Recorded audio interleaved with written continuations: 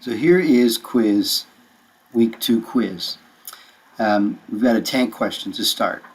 So 20-liter tank is, as I read through this, the first thing I want to think about then, I see it's a tank question, I want to know if the volume changes.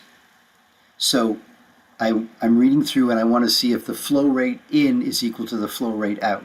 So flows in at a rate of 4 liters per minute and flows out at a rate of 4 liters per minute.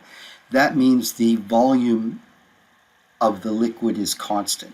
So it's a 20-liter tank initially full, so it's always 20 liters. The volume is always 20 liters. So that one's a little bit easier than if the volume does change. So Y is going to be kilograms. So Y prime is going to be kilograms per minute. And I'm doing in minus out. So concentration of 0.5 kilograms per liter at 4 liters per minute. That's 2. When I multiply those, the liters cancel out. That's 2 liters per minute. No, 2 kilograms per minute of salt going in. Minus. Now, I want to have concentration, kilograms divided by liters. There's the kilograms per liter of the effluent times the 4 liters per minute out. So kilograms, Y, liters, 20.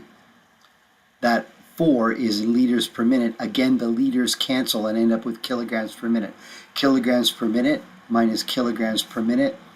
We can clean that up into a Y prime plus, okay, those are canceled to be a 5, plus 1/5 Y is equal to 2. Now this is separable, but it's also first order linear. I'm going to solve it as a first order linear differential equation. So I need an integrating factor, e to the integrate p, so integrate a fifth, that's e to the t over 5. I'm going to multiply that integrating factor through all 3 pieces. I'm going to integrate both sides. The left-hand side always integrates to be the integrating factor times y.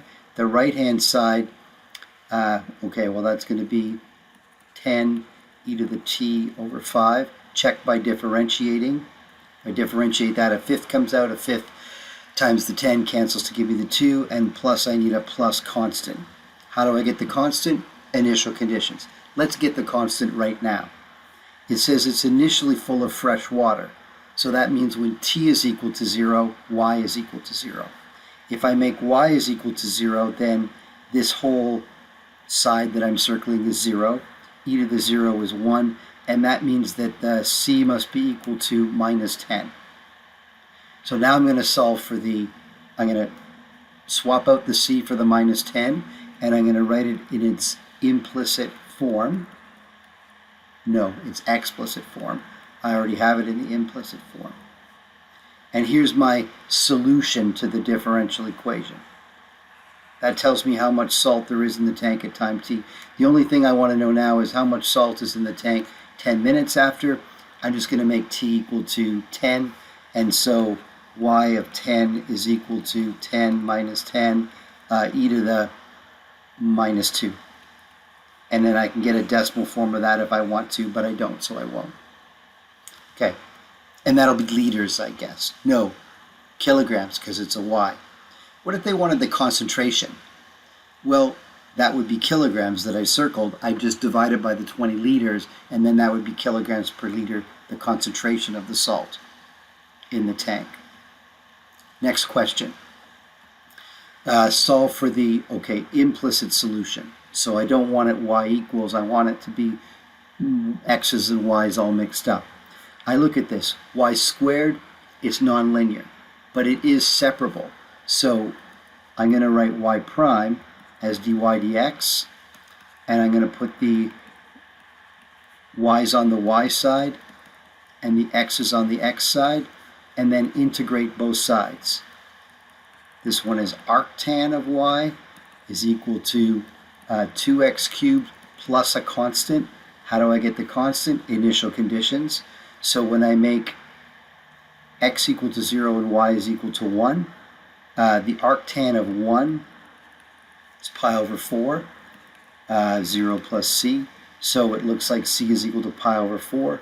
So the answer, arctan of y is equal to 2x cubed plus pi over 4. And I want to leave it like that because we want the implicit solution. I don't want to take the tan of both sides. The last question has its own video that I already you can look at. So there's quiz 2.